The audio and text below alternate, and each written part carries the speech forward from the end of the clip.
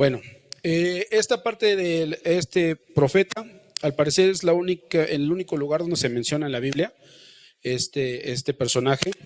Leyendo un poco y investigando un poco, según se dice que los estudiosos y los exégetas de la palabra del Señor ubican a Nahum y su libro más o menos entre el 720 y el 612 antes de Cristo.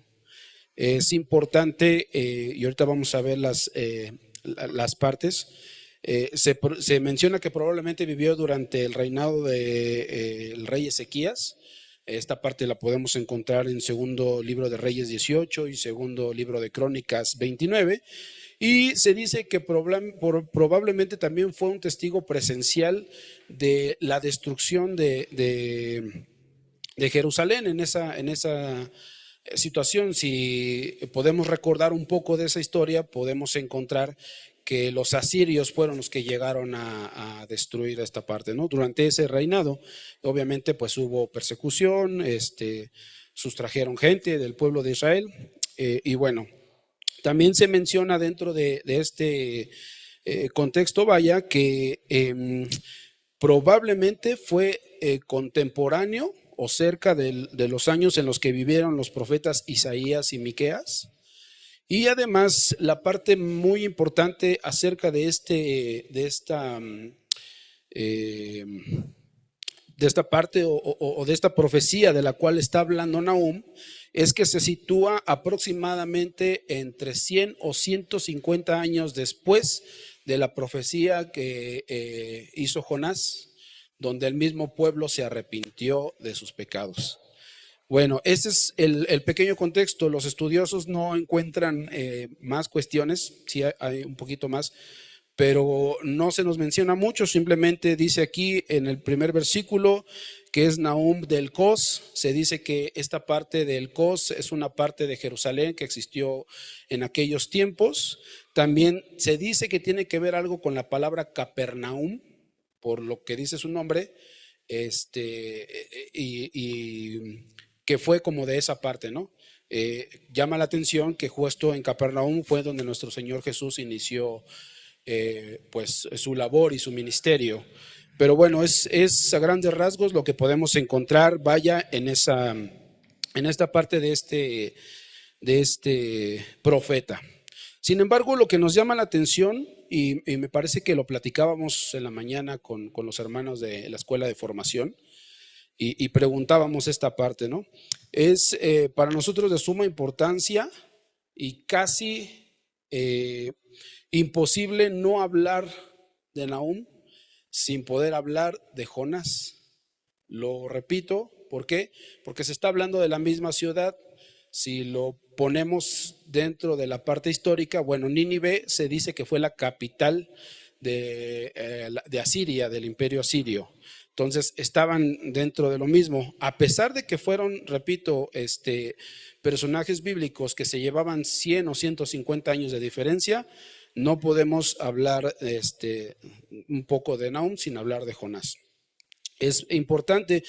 Esta parte nos adentra precisamente en nuestro tema del día de hoy, que se llama Dios celoso y vengador. Si podemos buscar nosotros, si quieren no lo busquen, lo tenemos aquí. Salmos 94:1 nos dice parte de esa cuestión que es Dios también, ¿no? Salmo 94:1 dice: Jehová, Dios de las venganzas, muéstrate.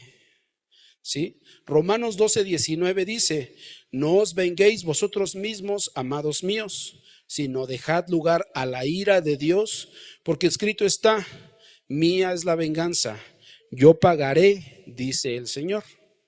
Y aquí, pues viendo dentro de todas estas cuestiones, pues surgen varias incógnitas, ¿no? Entre ellas, me llama la atención donde hay este versículo y lo que estábamos leyendo en el pasaje, se nos está hablando de la ira vengadora de Dios. Pero al mismo tiempo, si ustedes ponen atención, ahí en Nahum 1, versículo 7, Jehová dice el versículo 7, Jehová es bueno, fortaleza en el día de la angustia, y conoce a los que en él confían. Es importante mencionarlo, porque hacíamos esta pregunta en la mañana. Bueno, si Dios es vengador y Dios tiene ira, ¿por qué se menciona la bondad de Dios? ¿No? Surgen varias premisas que a lo mejor pudieran surgir en el mundo. A lo mejor algunos ya podemos contestarlas, otros apenas no pueden. Sin embargo, a mí me ha tocado platicar con gente de ese tipo que tienen esa visión, vaya, o esa, no visión, más bien tienen esa idea errónea de quién es Dios. Entonces, todos estamos de acuerdo que Dios es bueno. ¿Sí estamos de acuerdo en ello? Su bondad es grande, su bondad es infinita. Estamos todos de acuerdo en eso. Bueno, surge la siguiente pregunta. Si Dios es bueno, ¿puede ser vengador? ¿Sí? ¿Dios puede vengarse? Y entonces surgiría una pregunta que más bien vendría del mundo, precisamente para demeritar lo que nosotros creemos o echar abajo nuestra fe. Si Dios es vengador, entonces es malo. Mucha gente se escuda. ¿Sí han escuchado a mucha gente hablar de ello? Es que tu Dios es sanguinario, tu Dios es cruel, tu Dios es malo. ¿Por qué tu Dios mató a tantos pueblos en el Antiguo Testamento? Inclusive muchos dicen, ¿por qué Dios mató tantos animalitos en los sacrificios del pueblo de Israel? Y se escudan en esa cuestión, ¿no? Podemos ver esa parte y nos pueden preguntar. Sin embargo, vamos a tratar de contestar estas preguntas. ¿Qué podemos aprender de todo ello? Bueno, sabemos que Dios es bueno en gran manera. Lo hablábamos en la mañana en la escuela dominical, repito. Para nosotros que asistimos a la iglesia, que vemos sus bondades a diario, que no nos hemos quedado, creo que ninguno de nosotros, ni siquiera sin comer, sin vestir, sin calzar, debería de ser eso suficiente para ver la bondad de Dios en nuestras vidas. Sin embargo, para el mundo exterior, nada de eso es suficiente, ¿no? Les decía a los hermanos, para nosotros tendría que ser suficiente simplemente el mirar lejos de este planeta Tierra hacia todo lo que Dios creó en el universo.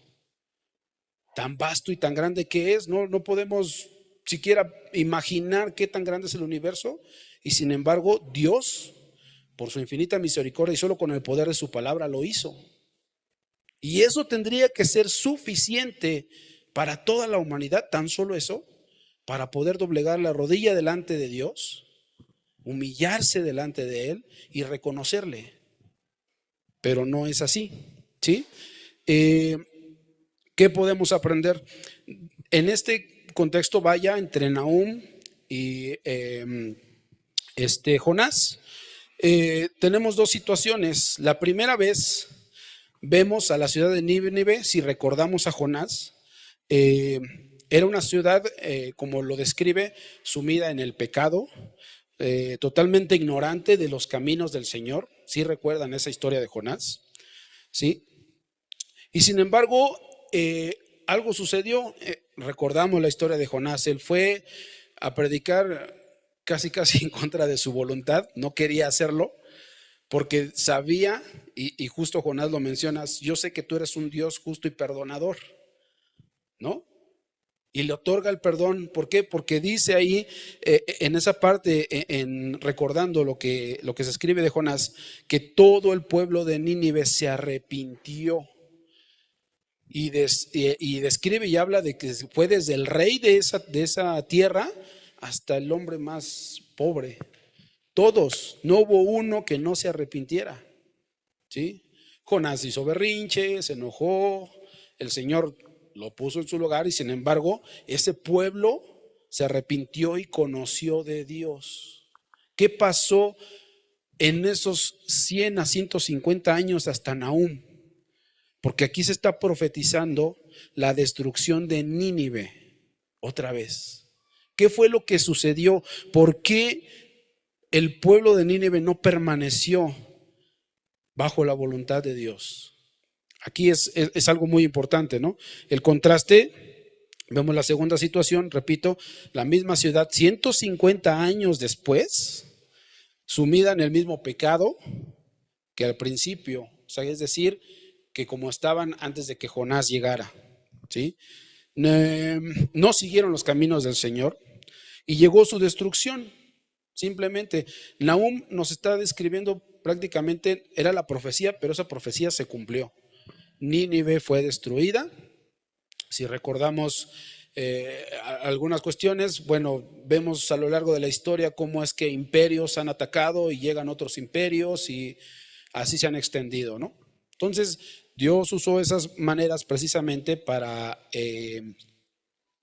ver esta importancia, ¿no? Repito entonces ahora la pregunta: si Dios es vengador, entonces es malo, viendo esta situación. Claro que no. En primera, porque Dios es justo y obviamente al ser justo, Él da lo que corresponde a cada uno, ¿sí? Dios no puede contradecirse, hermanos. Eso es bastante importante. Dios no puede ser mentiroso para sí mismo. Eso es bastante importante, por lo cual no puede ser vengador y malo a la vez. No puede existir en Dios la bondad y la maldad, ¿no? Simplemente la justicia de Dios es perfecta y la justicia de Dios hace que cada uno reciba lo que merece. Es simple, es sencillo. Eh, eh,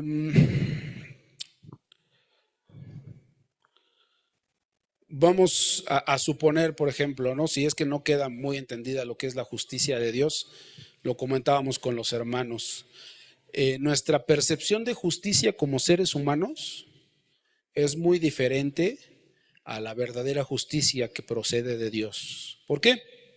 Porque lo que nosotros podemos llamar como justicia, humanamente hablando, puede verse afectada por corrupción, ¿sí? Es decir, hay alguna situación en la cual yo tengo que decidir quién tiene la razón o no, y me inclino, de alguna manera, por llamarlo así, por el que tiene más dinero o por el que me ofreció la mordida. Ah, ya hice justicia, de acuerdo a los hombres, a los humanos, ¿no? Pero Dios no actúa de esa manera, ¿sí? No es como que el día en que nosotros lleguemos al cielo y hayamos aceptado a Jesucristo como Señor y Salvador y hayamos hecho todas las cosas que Dios nos dijo que hiciéramos, nos deja entrar al cielo y de repente llega un pecador que no hizo nada y el Señor lo deja entrar. Dios no es así, ¿no? Dios no puede ser así. Aquel que hace el bien recibirá bendición de Dios. Aquel que hace el mal forzosamente por sus actos recibirá las consecuencias. Todo en esta vida tiene una consecuencia. Entonces es importante mencionarlo, ¿no? Porque volvemos a lo mismo. El pueblo de Nínive ya en Nahum, repito, se está profetizando su destrucción. Si nosotros podemos verlo de otra manera, y vuelvo a hacer la pregunta: ¿qué fue lo que pasó entre 100 y 150 años entre Jonás y Nahum para que el pueblo de Nínive, perdón, a pesar de haber conocido a Dios, a pesar de haber conocido sus caminos, haya sido destruido? ¿Sí? ¿Qué fue lo que pasó? Podríamos compararlo con la iglesia hoy en día, ¿no? ¿Qué pasa con nuestra iglesia? ¿A dónde vamos? ¿Le echamos la culpa a los hermanos porque no hay seguimiento? ¿Porque no hay discipulado? Probablemente dentro de nuestra iglesia hoy en día podamos encontrar esos argumentos, probablemente sean válidos, pero lo importante aquí es que una vez que nosotros conocemos del Señor, ¿sí? Ya no estamos exentos de decir: es que yo no sabía, es que a mí nunca me dijeron, ¿sí? Conocer del Señor forzosamente nos lleva a saber la verdad, y sabiendo la verdad, ¿sí? Ya sería mucho que no lo hiciéramos. Dice Santiago 4:17: y al que sabe hacer lo bueno y no lo hace, le es pecado, ¿sí? Al que sabe hacer lo bueno y no lo hace, le es pecado. El pueblo de Nínive sabía, conocía la verdad, sabían hacer lo bueno. Por supuesto que sabían hacer lo bueno. Transcurrieron 150 años y dejaron de hacerlo. Como hoy en día a veces muchos de nosotros tristemente, y me incluyo, ¿no?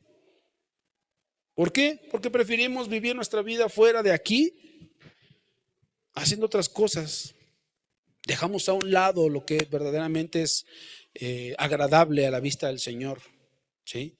Incluso me atrevo a decir que muchos de nosotros vivimos dobles vidas. De lunes a sábado somos unos y el domingo mágicamente nos convertimos en santos. Uy, aleluya, hermano, gloria a Dios. Mientras que en la semana decimos majadería y media, ¿no? Menciona muchas veces nuestro hermano Memo. ¿Quieres saber realmente cómo es una persona que se dice cristiana? Fíjate en sus redes sociales. Y no por juzgar, ni mucho menos.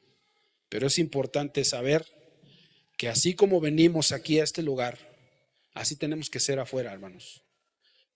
¿De qué sirve que nosotros vengamos aquí con caras de piedad, de bondad, de ay, estoy arrepentido? Si afuera en el mundo no nos diferenciamos en absolutamente nada. La misma Biblia dice que no somos de este mundo. ¿No sería nuestro deber más bien reflejar lo que somos aquí, allá afuera? ¿No sería eso más importante? ¿Sí? Vuelvo, Nahum lo profetizó. El mismo pueblo de Nínive que creyó en el Señor fue el mismo pueblo que fue destruido. Destruido. Hubo un proceso de 100 a 150 años. Nuestra hermana Julia en la mañana mencionaba, es que a veces Dios nos da un tiempo. Y sí, dice Dios que Él es tardo para la ira y grande en misericordia. ¿Confiamos y creemos en eso? Sí, pero no tengamos hasta aquí a Dios. De verdad no lo tengamos. Porque llega el momento en que Dios dice, hasta aquí. Así como Él es grande en misericordia, así como Él es tardo para la ira, su justicia se hace manifiesta. También su justicia se hace manifiesta. ¿Sí?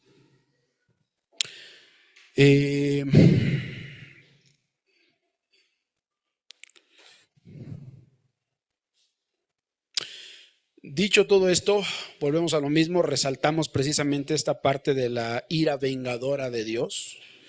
Y podemos decir que así como la venganza de Dios es perfecta, ¿sí?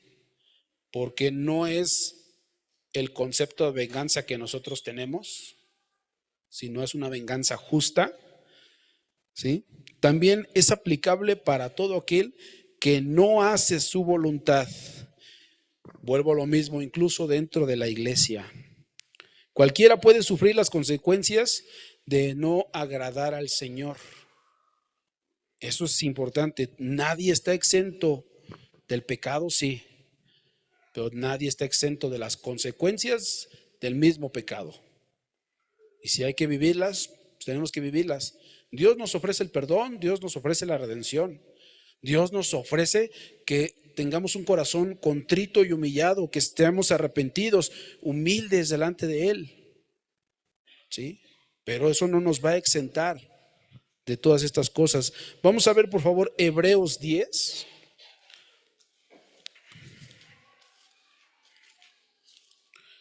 Y vamos a leer los versículos 26 al 31.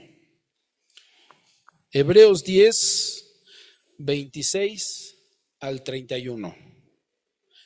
Dice de la siguiente manera: porque si pecáremos voluntariamente después de haber recibido el conocimiento de la verdad, ya no queda más sacrificio por los pecados, sino una horrenda expectación de juicio y de hervor de fuego que ha de devorar a los adversarios. El que viola la ley de Moisés por el testimonio de 2 o 3 testigos muera irremisiblemente. ¿Cuánto mayor castigo pensáis que merecerá el que pisoteare al Hijo de Dios y tuviere por inmunda la sangre del pacto en la cual fue santificado, e hiciere afrenta al Espíritu de gracia, pues conocemos al que dijo, mía es la venganza, yo daré el pago, dice el Señor. Y otra vez, el Señor juzgará a su pueblo. Horrenda cosa es caer en manos del Dios vivo. ¡Wow! ¡Qué grande es esto! ¿Sí? Pregunto, ¿podemos andar por la vida como si nada? Aquí está el asunto. Si pecáramos voluntariamente, si pecáramos con conciencia, y muchas de las veces, seamos honestos, lo hacemos. No pasa nada, pues el Señor me va a perdonar. ¿Qué puede pasar? Al rato me arrepiento, le pido perdón al Señor y pues continúo mi vida. Hay extremos inclusive en esto, comentábamos también en la mañana, ¿no? Extremos grandes, a tal grado de caer en esta situación, ¿no? Como yo sé que ya soy salvo, como yo sé que el Señor ya me perdonó todos mis pecados, como sé que el Señor ya se sacrificó por mí, entonces tengo la libertad de ir por el mundo y hacer lo que se me hinche mi regalada gana. Al cabo el Señor ya me perdonó. Créanme, hermanos, créanme que aún dentro de la iglesia hay gente que piensa de esa manera. Y qué terrible situación, porque no han entendido realmente lo que es y lo que dice aquí la palabra del Señor. Horrenda cosa es caer en manos del Dios vivo. Horrenda cosa. ¿Cómo queremos ponernos a las patadas con el Señor? Es imposible, ¿no? ¿Qué nos lleva a hacer esta parte? No podemos pecar voluntariamente. Yo no digo que no pequemos, ya todos lo sabemos, todos a diario cometemos pecados, todos podemos pecar, nadie está exento de decir, no, yo soy santo. Yo desde que me desperté hasta ahorita yo no he hecho ningún pecado, no he hecho nada. ¿Alguien puede levantar la mano y decir eso? En la semana, ¿todos se portaron bien? ¿No? Hubo situaciones que nos hicieron pecar, que nos hicieron caer.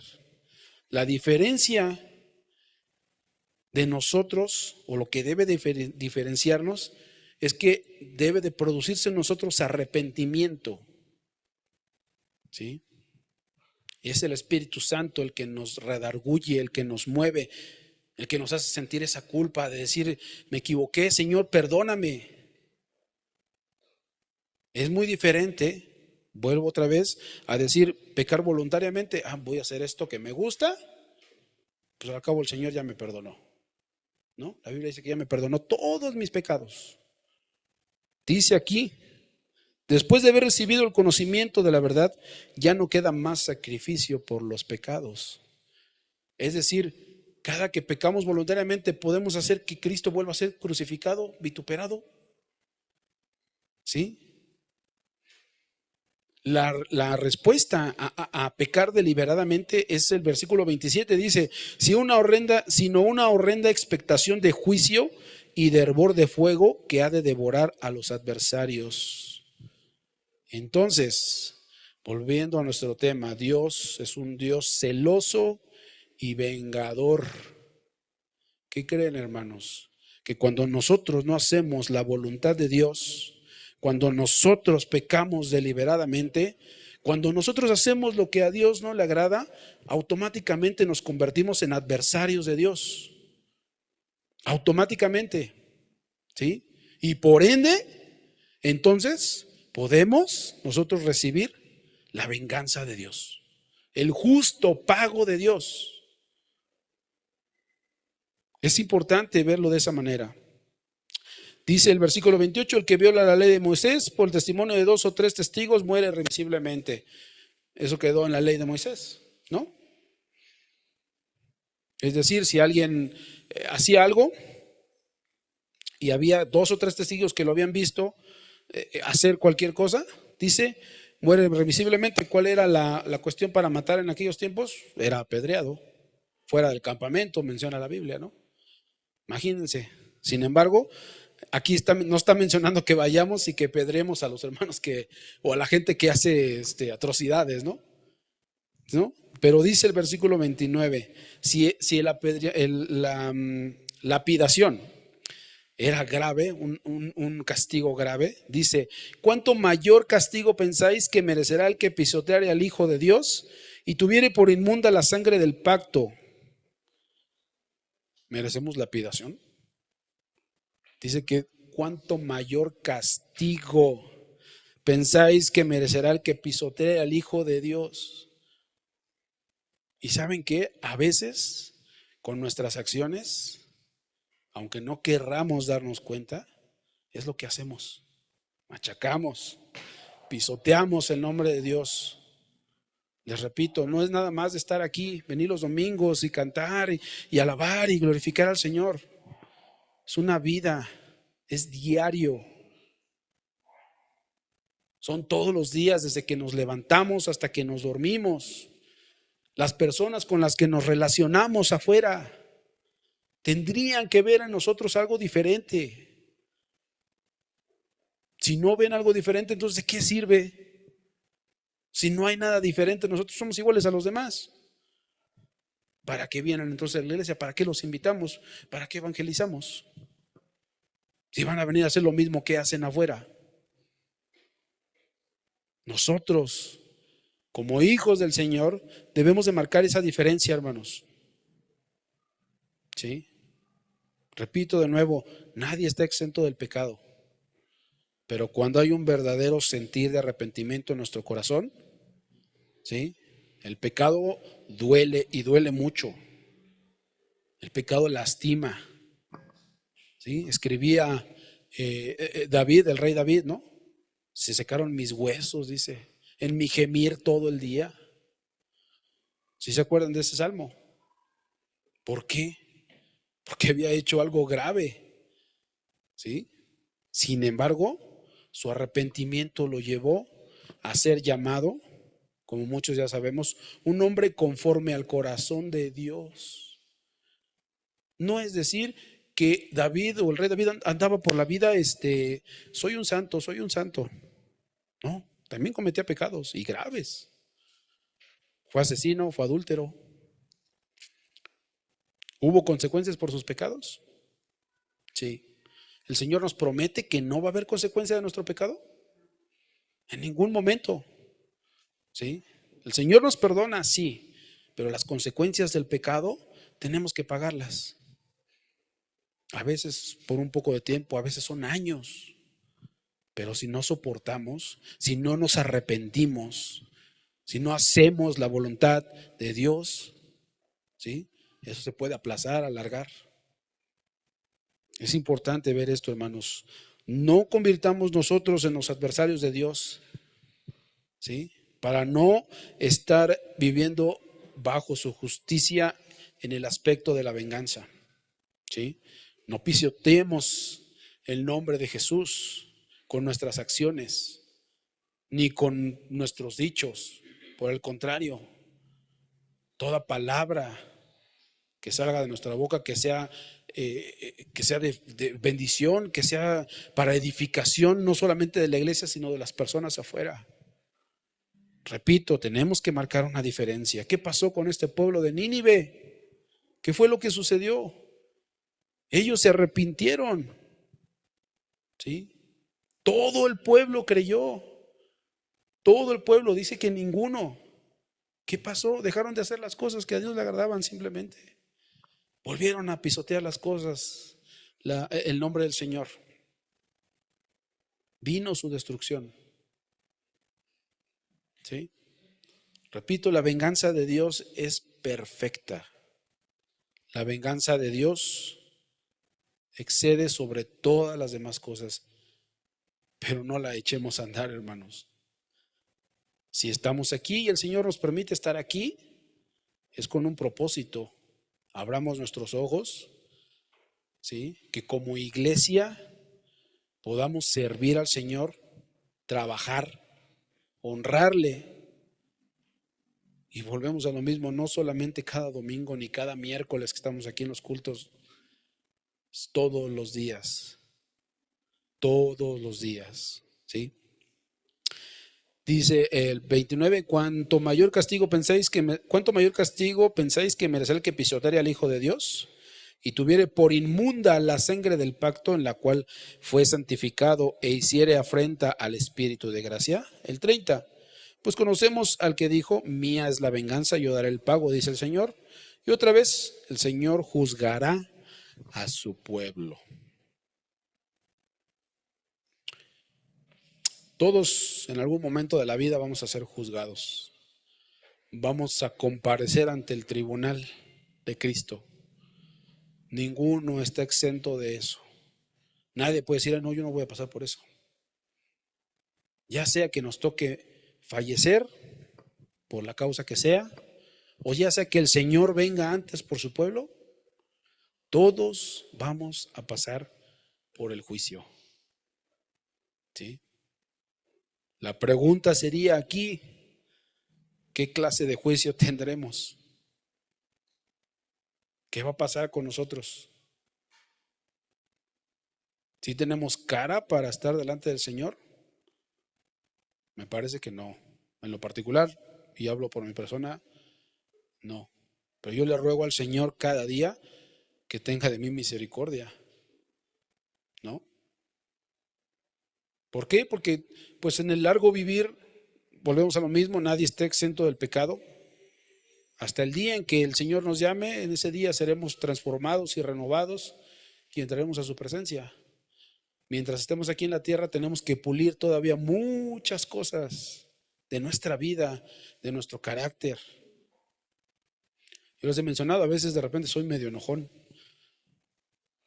Tengo que pulirlo, hermanos. ¿Sí? Muchas veces me han dicho, es que eres muy orgulloso. Tengo que pulirlo. Yo tengo que pulirlo. ¿Sí? Nadie está exento de pecar. Sin embargo, la respuesta está en el arrepentimiento. En reconocer que si Jesús murió en la cruz del Calvario, ¿sí?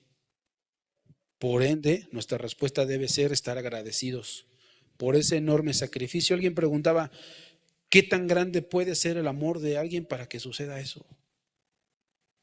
Tampoco podemos imaginar, de verdad, como seres humanos finitos que somos, no podemos imaginar el gran amor de Dios. A veces es tanto imposible, pero lo que podamos alcanzar a apreciar debería de ser suficiente para todos los días estar agradecidos delante de Él y tratar de vivir una vida agradable delante de su presencia. ¿Sí? Dice otra vez, el Señor juzgará a su pueblo. El 31, horrenda cosa es caer en manos del Dios vivo. Horrenda cosa porque si atraemos nosotros la venganza de Dios a nuestra vida, ¿será muy bonito? ¿Será algo provechoso? Pues no, ¿verdad? ¿Queremos nosotros convertirnos en adversarios del Señor? ¿Queremos ser enemigos de Dios? Yo les invito, hermanos, realmente que vivamos cada día, cada minuto de nuestras vidas haciendo lo mejor que podemos para alabar, para glorificar el nombre de Dios. ¿Por qué? Porque eso es bueno para nosotros simplemente. ¿Sí? Es bueno para nosotros. ¿Sí?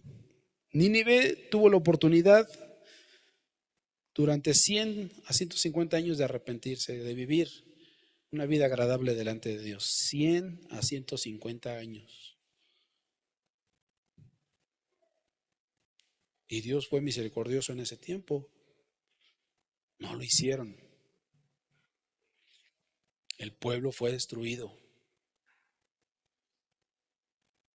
Estamos esperando hasta el último momento nosotros para decir, no, sí, Señor, ya me arrepentí, mírame. Antes de que vengan los días malos. O estamos confiados en que, pues no creo que el Señor venga ahorita, o no creo que el Señor me llame a su presencia. Pues todavía tengo tiempo, tengo 38, como a los 80, 90 más o menos que yo me muera. Ya me arrepiento, ¿no? Cuando en realidad no sabemos si amanecemos el día de mañana, cuando en realidad no sabemos si saliendo de la iglesia ya no estamos, cuando en realidad no sabemos si en este momento se acaba nuestra vida. ¿Cómo tenemos que vivir delante de Dios? Cada minuto como si fuera el último, no cada día, cada minuto. En nuestra vida debe ser así, ¿sí? Nínive sufrió las consecuencias, fueron destruidos. Mientras tengamos tiempo, hermanos, acerquémonos a Dios, acerquémonos al Señor con arrepentimiento, no provoquemos a ira al Señor. Vamos a buscar Salmos 94, 12 al 15, por favor.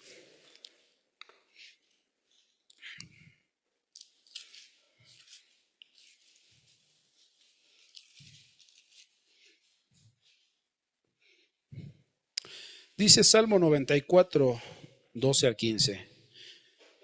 Bienaventurado el hombre a quien tú, corriges y en tu ley lo instruyes, para hacerle descansar en los días de aflicción, en tanto que para el impío se cava el hoyo.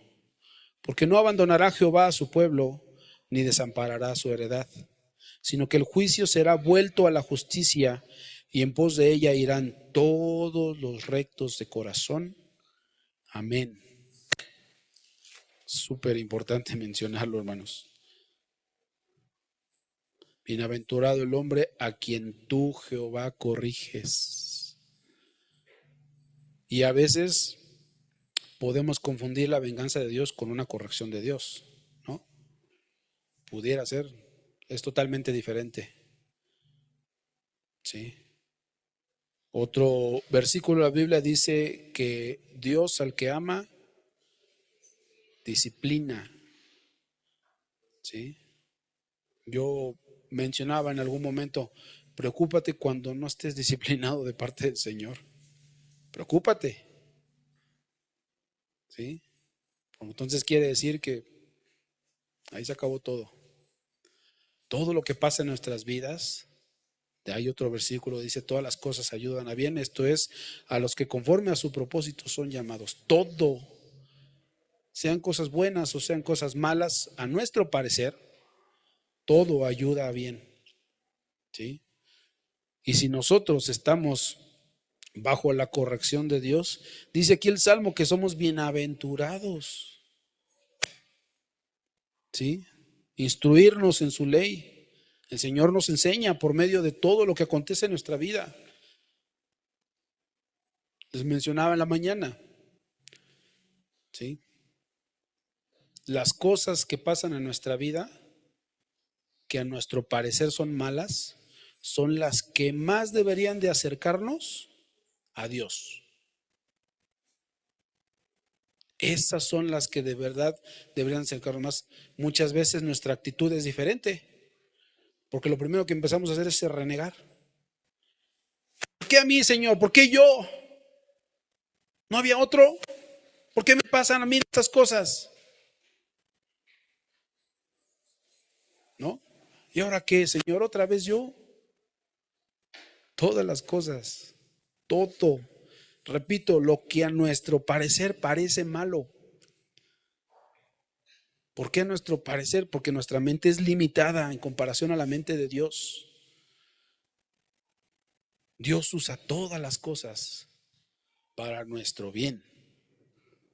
Repito, esas cosas que a veces a nuestro parecer parecen malas son las que deberían de acercarnos más a Dios, las que deberían de hacer que nuestra rodilla se doblegue delante de Él.